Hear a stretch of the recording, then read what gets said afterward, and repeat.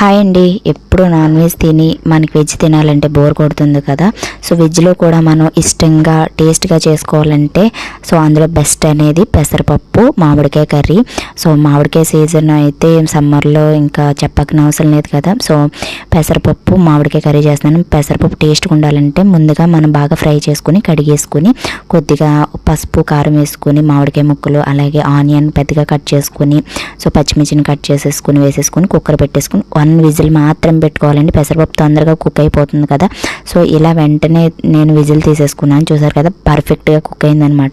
ఇప్పుడు నేను హై ఫ్లేమ్లో పెట్టేసుకుని సాల్ట్ వేసేసుకుని కలిపేసుకుని ఇందులోకి మనం పోపు వేసేసుకోవడమే. చాలా తక్కువ టైంలో టేస్ట్గా రావాలంటే ఇలా కరెక్ట్గా ట్రై చేయండి, టేస్ట్ బాగుంటుంది. సో ఇందులోకి వచ్చేసి నేను ఇంగు వేసుకున్నాను, జీలకర్ర అలాగే వెల్లుల్లి ఆవాలు ఎండుమిర్చి కరివేపాకు వేసేసుకుని పోపు వేసుకుని ఇంగువ వేసుకుంటే టేస్ట్ చాలా బాగుంటుంది.